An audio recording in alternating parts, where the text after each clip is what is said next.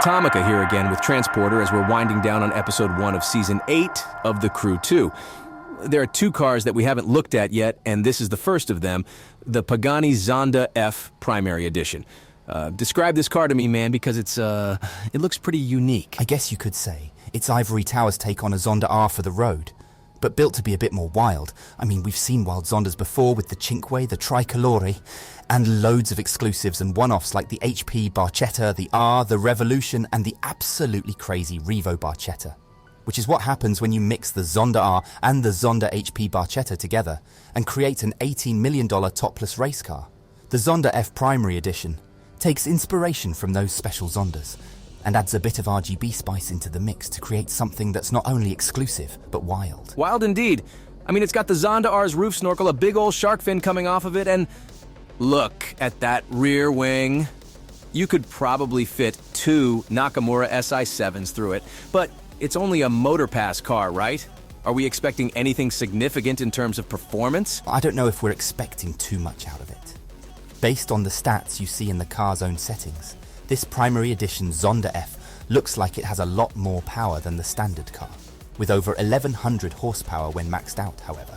As we've seen with the Mini Cooper S Checkered Edition, increase in horsepower might not mean so much when it comes down to pure performance. Well, let's see if the Zonda F Primary can change that notion. We're still looking for a hypercar that can directly rival the Bugatti Chiron Supersport 300 Plus. Will this car be able to do it?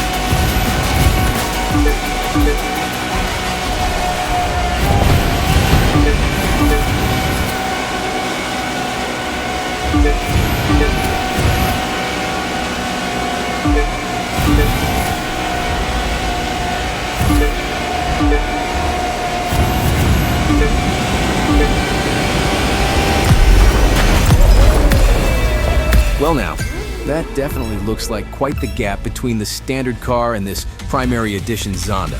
What's your take, man? It's a much more improved Zonda, if anything. The supposed increase in power was legit all along, as this car boasts of strong acceleration and nitrous power, and has a slightly higher top speed than the standard car.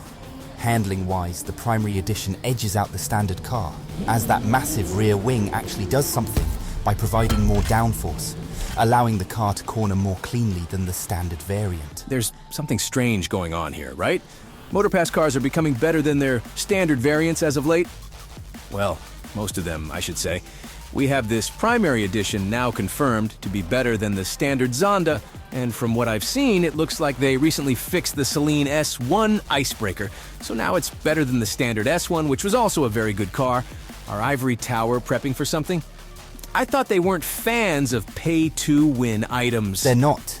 And if they were, we would have seen something extravagant completely galvanize a certain discipline, even though we were close with the creators Tempesta back in Season 7. I think they're making these Motorpass cars more useful. I mean, that's been their goal since they've retuned most of their offerings for the past couple of years. Everyone who plays this game has a certain car that they love, and if it performs below their expectation, Ivory Tower want to invigorate that love by giving said car the performance update it desperately needs. Now, if only they can do that for both Nissan 300 ZX. Those two. I hope they give those cars the love they deserve. But as for the Zondas, I'd say they're in an okay spot on the hypercar leaderboard. Even though the Primary Edition isn't the car meant to rival the super-fast Bugatti Chiron Supersport 300 Plus, I get the feeling we'll see its true rival in the near future. Thanks again to Transporter for his expertise, driving, and commentary. We've got one more car left before we shift gears into Episode 2, which, from previews on the game's Twitter page, will mostly be about Alpha Grand Prix. This is Atomika, keeping it real and heightening your excitement here on Transporter FM.